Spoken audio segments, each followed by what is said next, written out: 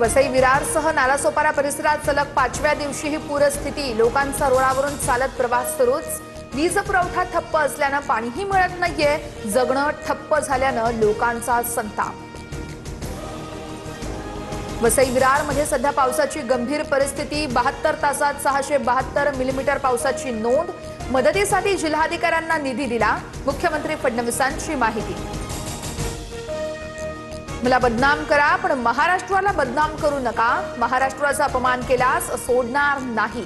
Missing लिंकवरील टीकेवरून मुख्यमंत्री फडणवीसांचा इशारा।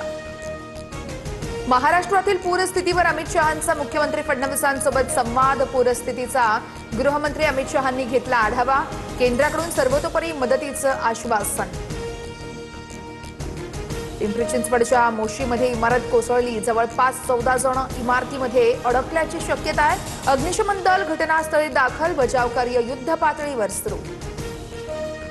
नाशिकमध्ये गोदावरी नदीने धोक्याची पातळी ओलांडली। रहिवासी भागात पाणी। अमरधामकडे जाणारा मार्ग बंद। गोदाकाठच्या सगळ्या नागरिकांना सतर्क राहण्याचं प्रशासनाचं आवाहन। खडकवासला धरणातून मुठा नदीपात्रात 27,000 क्युसेकनं पाण्याचा विसर्ग। नदीकाठच्या नागरिकांना सतर्कतेचा इशारा। प्रवाह वाढल्यानं भिडे पूल पाण्याखाली। रायगडच्या कर्जतमध्ये मुसळधार पावसानंतर उल्हास आणि चिल्लर या नदीला पूर। शेलू गावामध्ये उल्हास नदीचं पाणी शिरलं तर आंबिवली नदीचा बंधारा फुटल्यानं पूरस्थिती। नागरिकांची सुखरूप सुटका। साताऱ्यामध्ये विजेचा धक्का लागल्यानं एकाच कुटुंबातील 4 जणांचा मृत्यू। घरासमोरील विद्युत तारेला स्पर्श लागल्यानं दुर्घटना। फलटण तालुक्यातील खामगावातील दुर्दैवी घटना समोर।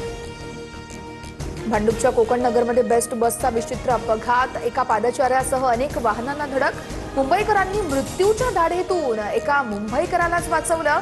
बसवरील नियंत्रण सुटल्यानं अपघात झाल्याचा अंदाज आहे।